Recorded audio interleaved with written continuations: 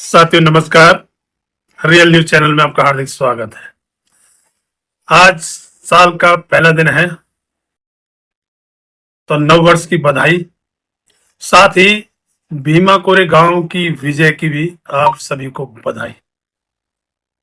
भीमा कोरे गांव महाराष्ट्र में पुणे के पास भीमा नदी के किनारे है।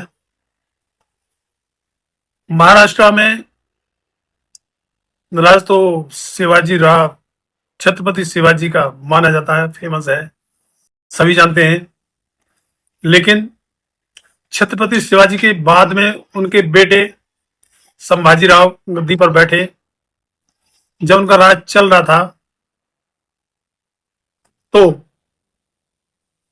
उनके साथ में साजिश हुई और उनका राज छीन लिया गया और उनके साथ में बुरा बर्ताव किया गया। खैर, उसके बाद में पेशवाओं का वहां पर राज आया। पेशवाओं का राज आने पर पेशवाओं ने अछूतों के साथ में इतना बुरा व्यवहार किया, इतना बुरा बर्ताव किया कि सार्वजनिक चीजों पर, सभी सार्वजनिक चीजों पर उन्होंने रोक लगा दी कि अछूतों के लिए सार्वजनिक चीजें नहीं है। तालाब से वो पानी नहीं पी सकते थे, जहां कुत्ते बिल्ली पानी पी सकते थे, जानवर पानी पी सकते थे, लेकिन अछूत नहीं पी सकते थे।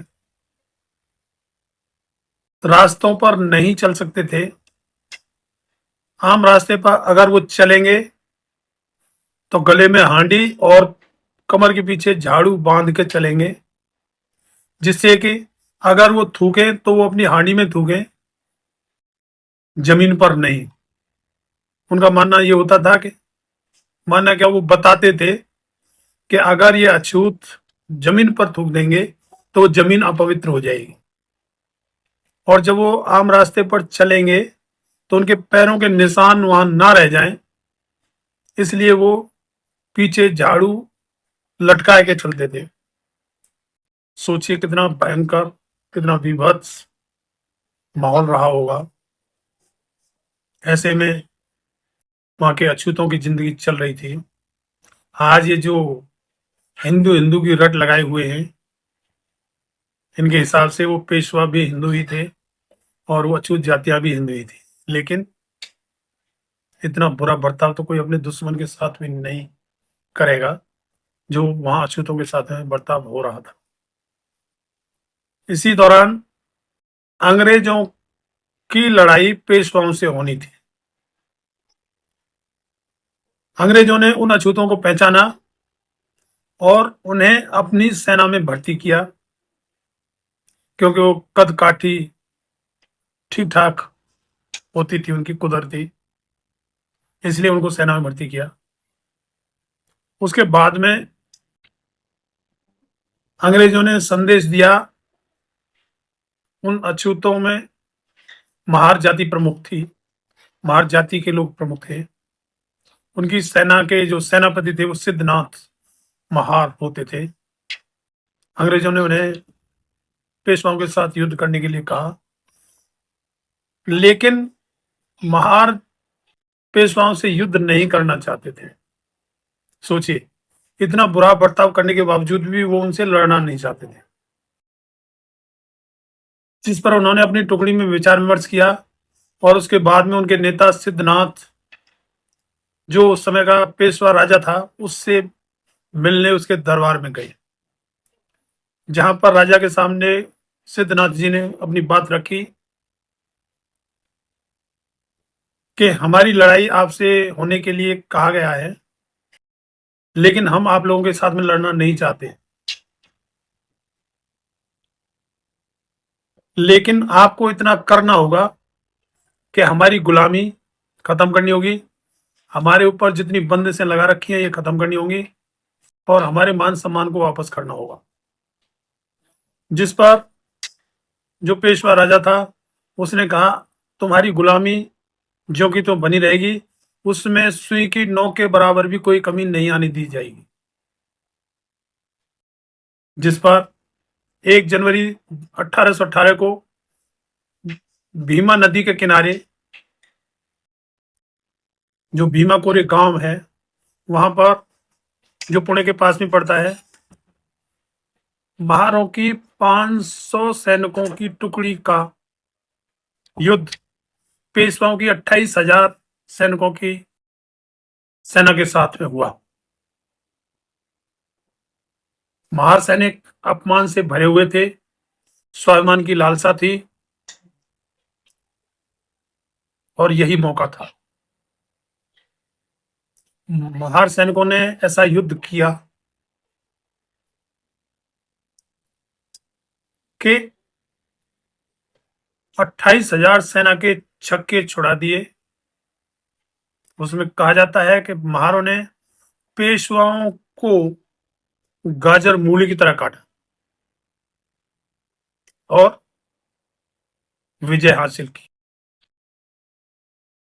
तभी से बताया जाता है कि ये जो कहावत है कि देखे तेरे जैसे 56, तेरे जैसे हमने 56 देखे, ये कहावत वहीं से है, क्योंकि 500 सैनिकों के लिए 28,000 सैनिक एक के बदले में 56 आते थे। वहां पर विजय स्तंभ बनाया गया, सभी विजयी सैनिकों के नाम उस पर लिखे गए, जिसको बाद में बाबा साहेब अम्बेडकर ने ढूंढा और वहां पर वो जाते थे।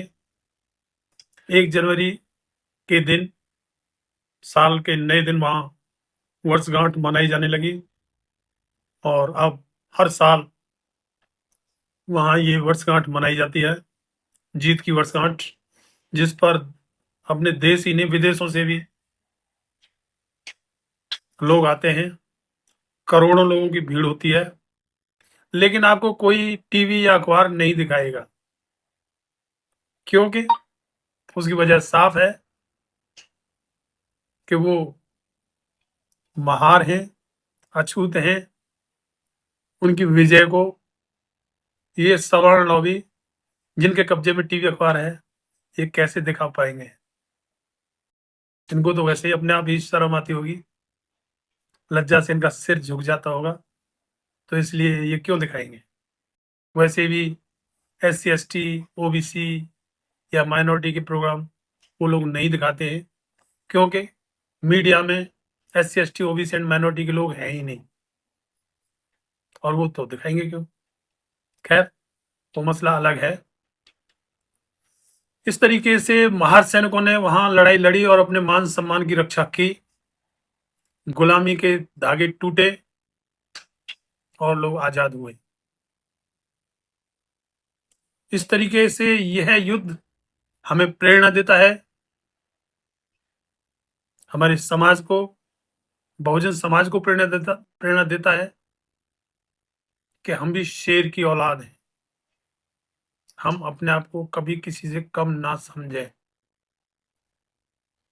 और कम ही नहीं, हमारे मुकाबले कोई नहीं है।